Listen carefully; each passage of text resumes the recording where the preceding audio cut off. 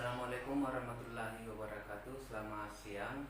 Berjumpa lagi dengan saya di mata kuliah Profesi Kependidikan. Pada video pembelajaran kali ini, adik-adik mahasiswa diharapkan mampu menjelaskan pengertian profesi, kemudian selanjutnya istilah-istilah yang terkait dengan profesi. Langsung saja kita masuk ke pokok pembahasan. Secara klasikal, menurut Hornby, pengertian daripada profesi itu mengandung dua makna, yaitu menunjuk suatu kepercayaan, bahkan menjadi keyakinan atau kredibilitas seseorang. Kemudian yang kedua adalah menunjukkan dan mengungkapkan suatu pekerjaan yang menuntut pendidikan tinggi bagi pelakunya dan berhubungan dengan pekerjaan mental, seperti misalnya mengajar, keinsinyuran, kedokteran, dan sebagainya. Jadi profesi itu merupakan kata serapan dari bahasa Inggris, yaitu profes, yang artinya janji untuk memenuhi kewajiban melakukan suatu tugas khusus secara tetap dan permanen. Di dalam Kamus Besar Bahasa Indonesia, di sana disebutkan bahwa profesi itu merupakan bidang pekerjaan yang dilandasi oleh pendidikan, keahlian, keterampilan, dan kejuruan tertentu. Kemudian di dalam surat keputusan Menteri Pendidikan dan Kebudayaan nomor 36 tahun 1993 tentang gelar dan sebutan lulusan perguruan tinggi hanya terdapat 8 sebuah profesi, yaitu kedokteran, apoteker, kemudian akuntan, dokter, dengan kata lain dokter hewan, dokter gigi, psikolog, notaris, dan arsitek. Nah, kalau misalnya profesi yang saya sebutkan tadi kita anggap sebagai modern, bagaimanakah kedudukan profesi klasik seperti akultur, tabib dan pendeta, dan bagaimana pula jabatan guru konselor, kemudian polisi, teknisi, kemudian programmer komputer, dan lainnya. Nah, untuk memperjelas supaya adik-adik mahasiswa tidak kebingungan terkait dengan penggolongan profesi ini, maka adik-adik mahasiswa bisa membaca Undang-Undang nomor 20 tahun 2003 tentang sistem pendidikan nasional. Karena di dalam surat keputusan menteri tadi disebutkan bahwa sebutan lulusan perguruan tinggi hanya terdapat 8 sebutan profesi seperti apa yang saya sebutkan tadi. Namun mungkin akan bertanya-tanya di dalam hati adik-adik mahasiswa bahwa kenapa cuma 8 sebutan profesi berdasarkan dengan keputusan Menteri Pendidikan dan Kebudayaan Nasional.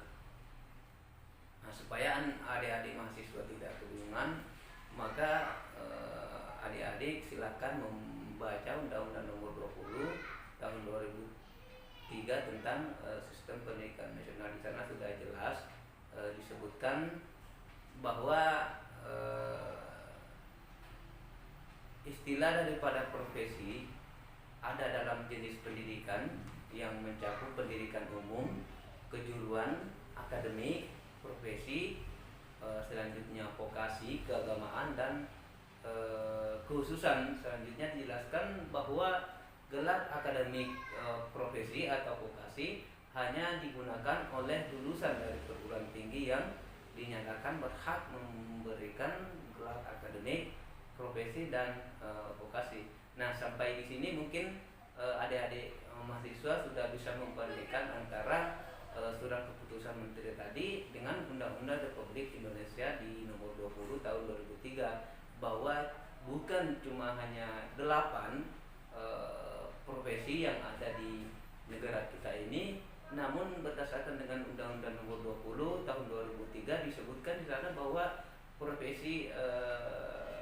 istilah profesi itu ada dalam jenis pendidikan yang mencakup pendidikan umum dan sebagainya.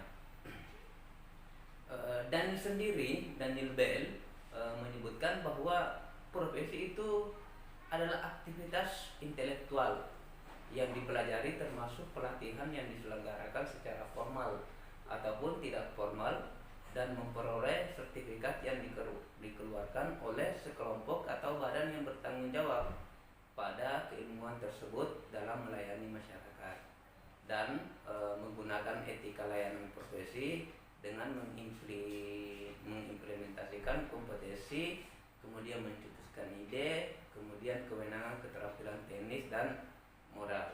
Jadi secara singkat, profesi di sini bisa dikatakan sebagai keilmuan ya untuk melayani masyarakat.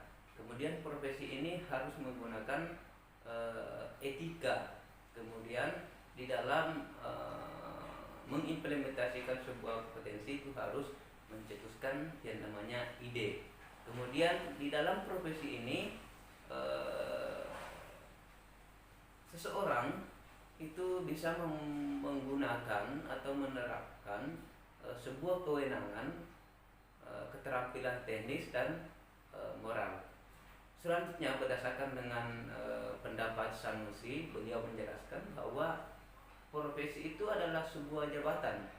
Profesi itu adalah sebuah pekerjaan yang menuntut keahlian dari para anggotanya. Nah, mungkin adik-adik mahasiswa sudah bisa melihat, sudah bisa membandingkan bahwa manakah yang bisa disebut sebagai profesi berdasarkan dari perspektif teori yang saya jelaskan tadi. Ya, saya ulang bahwa Sanusi, beliau ini menjelaskan bahwa profesi adalah suatu jabatan, suatu pekerjaan yang menuntut keahlian dari para anggotanya. Ya, artinya ia tidak bisa dilakukan oleh sembarang orang yang tidak dilatih dan tidak disiapkan secara khusus untuk melakukan pekerjaan itu. Kemudian profesi itu merupakan suatu jabatan atau pekerjaan yang menuntut keahlian atau keterampilan dari pelakunya. Biasanya sebutan profesi selalu dikaitkan dengan pekerjaan atau jabatan yang dipegang oleh seseorang. Akan tetapi perlu adik-adik mahasiswa semuanya ketahui bahwa tidak semua pekerjaan atau jabatan dapat disebut sebuah profesi. Kenapa? Karena profesi ini menuntut sebuah keahlian para pemangkunya. Nah, hal ini mengandung arti bahwa suatu pekerjaan atau jabatan yang disebut profesi ini tidak dapat dipegang oleh sembarangan orang, ya. Akan tetapi memerlukan suatu persiapan melalui pendidikan dan pelatihan yang dikembangkan khusus untuk itu. Nah, kemudian saya lanjut terkait dengan pengertian profesi. Profesi merupakan pekerjaan yang membutuhkan pelatihan dan penguasaan terhadap suatu pengetahuan khusus. Ya, jadi perlu ada pengetahuan khusus, perlu ada keilmuan khusus sehingga seseorang bisa dikatakan profesi. Jadi suatu profesi biasanya memiliki asosiasi, ya, memiliki asosiasi profesi, kode etik, ya, serta proses sertifikasi dan lisensi yang khusus untuk bidang profesinya. Contohnya, profesi adalah bidang keguruan, ya, atau bidang kependidikan, hukum, kedokteran, keuangan, militer, teknik dan desainer. Berdasarkan pengertian-pengertian yang saya sampaikan tadi, maka dapat dikatakan bahwa profesi ini adalah suatu pekerjaan yang memerlukan pendidikan lanjut, ya, memerlukan keterampilan melalui ilmu pengetahuan yang mendalam. Jadi profesi ini perlu memerlukan keterampilan melalui ilmu pengetahuan yang mendalam, ya, perlu keahlian khusus. Ada jenjang pendidikan khusus yang mesti dilalui sebagai sebuah persyaratan, ya, sebagai sebuah persyaratan serta memiliki dedikasi yang tinggi. Nah, secara teoritis, jabatan pekerjaan ini tidak dapat dikerjakan oleh sembarang orang yang tidak memiliki keahlian. Kenapa? Karena tidak dilatih atau tidak dipersiapkan untuk itu. Keahlian bisa diperoleh melalui profesionalisasi seperti pendidikan dan latihan, diklat prajabatan atau in-service training. Contoh, guru dan dosen adalah jabatan profesi. Istilah profesi di sini sebetulnya sudah cukup dikenal oleh semua pihak, terutama adik-adik mahasiswa dan itu senantiasa menetap pada guru, karena tugas guru sesungguhnya merupakan suatu jabatan yang profesional. Untuk memperoleh pemahaman yang lebih dalam terkait dengan pengertian profesi, kemudian nantinya kita akan masuk ke pengertian profesi guru. Biasanya sebutan profesi ini selalu dikaitkan dengan pekerjaan atau jabatan yang dipegang oleh seseorang. Akan tetapi tidak semua pekerjaan atau jabatan dapat disebut sebuah profesi, karena profesi itu menuntut keahlian para pemangkunya. Hal ini mengandung arti bahwa suatu pekerjaan atau jabatan yang disebut profesi tidak dapat dipegang oleh sembarang orang, akan tetapi memerlukan suatu persiapan melindungi pendidikan, melalui pendidikan dan dikembangkan khusus untuk itu.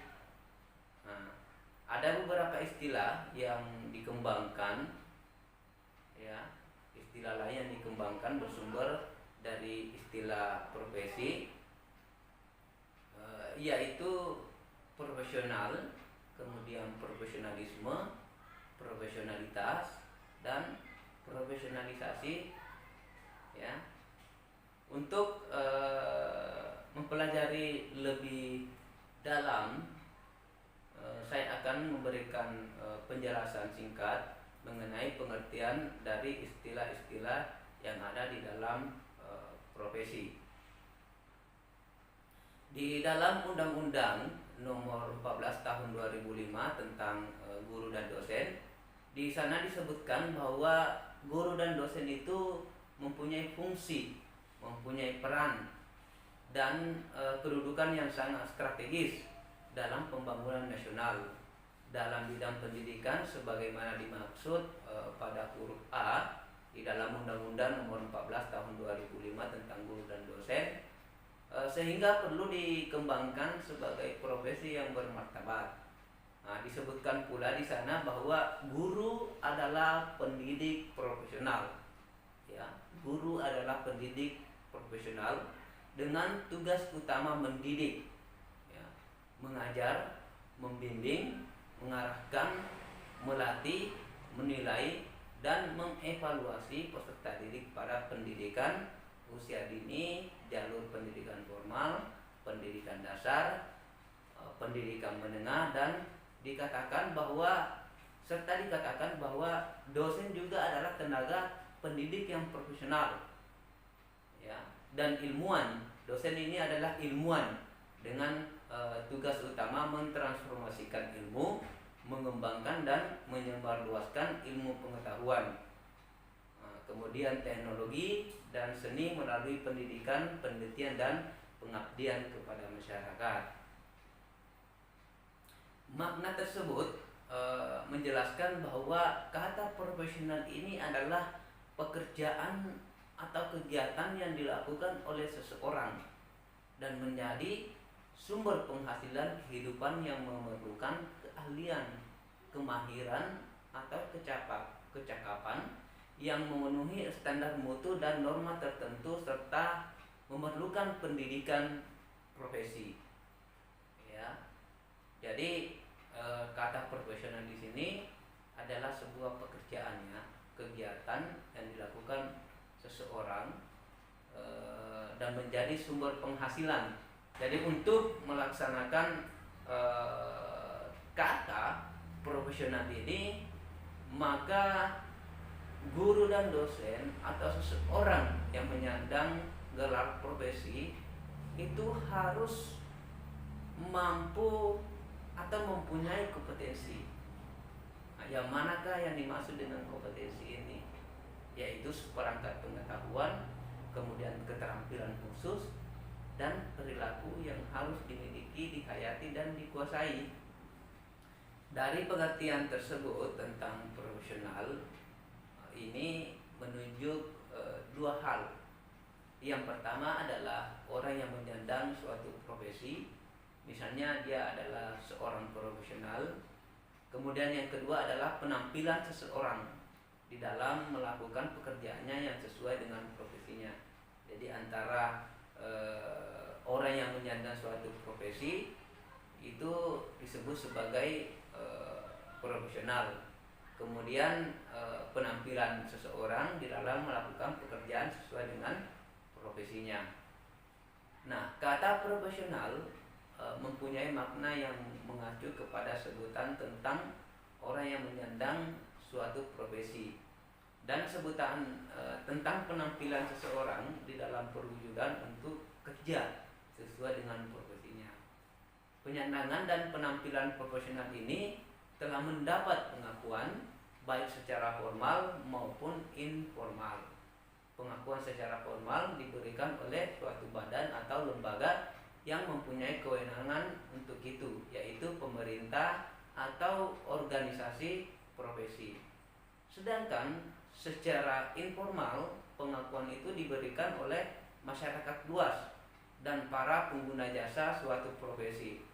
Sebagai contoh misalnya, sebutan guru profesional adalah guru yang telah mendapat pengakuan secara formal berdasarkan ketentuan yang berlaku, baik di dalam kaitan dengan jabatan atau latar belakang pendidikan formalnya.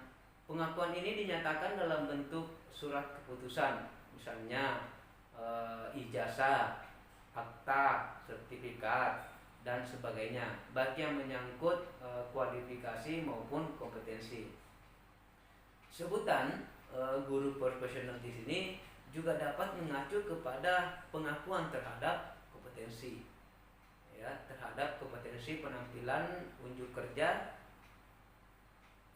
seseorang guru dalam melaksanakan tugas sebagai guru. Dengan demikian, sebutan profesional ini didasarkan pada pengakuan formal terhadap kualifikasi dan kompetensi penampilan unjuk kerja suatu jabatan atau pekerjaan tertentu. Ya. Di dalam Undang-Undang Guru dan Dosen di pasal 1 ayat 4 itu dinyatakan bahwa kata profesional ini adalah kemampuan melakukan pekerjaan sesuai dengan keahlian dan pengabdian diri kepada pihak lain. Jadi kemampuan melakukan, kata profesional ini adalah kemampuan melakukan pekerjaan sesuai dengan keahlian dan pengabdian diri kepada pihak lain.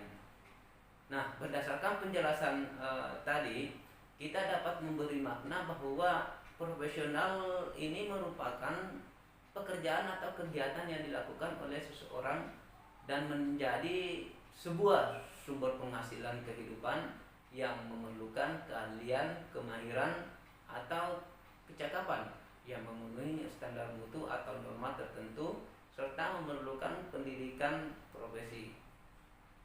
Seseorang bisa dikatakan profesional apabila mereka mampu menawarkan jasa atau layanan sesuai dengan protokol dan peraturan di dalam bidang yang dijalaninya dan menerima gaji sebagai upah atas jasanya. Ya, orang tersebut juga merupakan anggota suatu organisasi yang didirikan sesuai dengan hukum di sebuah negara atau wilayah.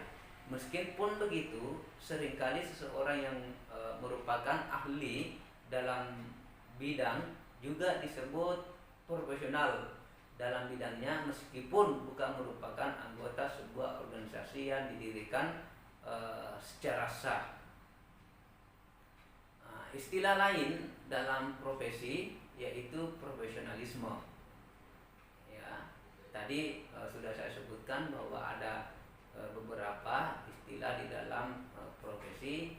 Yang pertama tadi adalah profesional, kemudian sekarang adalah profesionalisme, profesionalitas, dan profesionalisasi. Saya masuk ke dalam istilah yang kedua, yaitu profesionalisme. Kata profesionalisme ini berasal dari kata profesional yang mempunyai makna yaitu berhubungan dengan profesi dan memerlukan kepandaian khusus untuk menjalankannya. Nah, ini berdasarkan dengan Kamus Besar Bahasa Indonesia. Sedangkan profesionalisme adalah tingkah laku. Profesionalisme ini adalah sebuah tingkah laku, kemudian keahlian atau kualitas dan seseorang yang profesional. Dengan demikian, maka saya bisa menyimpulkan bahwa kata profesionalisme ini adalah sebutan yang mengacu kepada sikap mental dalam bentuk komitmen dari para anggota suatu profesi untuk senantiasa mewujudkan dan meningkatkan kualitas profesionalnya. Seorang guru misalnya yang memiliki profesionalisme yang tinggi akan tercermin dalam sikap mental serta komitmennya terhadap perwujudan peningkatan kualitas profesional melalui berbagai arah dan strategi. Ia akan selalu mengembangkan dirinya sesuai dengan tuntutan perkembangan zaman sehingga keberadaannya senantiasa memberikan makna profesional. Selanjutnya adalah profesionalitas. Adalah suatu sebutan terhadap kualitas sikap para anggota suatu profesi terhadap profesinya serta derajat pengetahuan dan keahlian yang mereka miliki untuk dapat melakukan tugas-tugasnya. Dengan demikian, sebutan daripada profesionalitas lebih menggambarkan suatu keadaan, suatu keadaan derajat keprofesian seseorang dilihat dari sikap, pengetahuan, dan keahlian yang diperlukan untuk melaksanakan tugasnya. Di dalam hal ini, guru diharapkan memiliki profesionalitas keguruan yang memadai sehingga mampu melaksanakan tugasnya secara efektif. Kemudian profesionalisasi. Nah, kata profesionalisasi ini adalah suatu proses menuju kepada perwujudan dan peningkatan profesi dalam mencapai suatu kriteria yang sesuai dengan standar yang telah ditetapkan. Dengan profesionalisasi ini, para guru secara bertahap diharapkan akan mencapai suatu derajat kriteria profesional sesuai dengan standar yang telah ditetapkan menurut Undang-Undang Nomor 14 Tahun 2005, yaitu berpendidikan akademik minimal sarjana atau D4 dan telah lulus sertifikasi pendidikan. Nah, pada dasarnya profesionalisasi ini merupakan suatu proses yang berkesinambungan melalui berbagai program pendidikan dalam jabatan atau in service.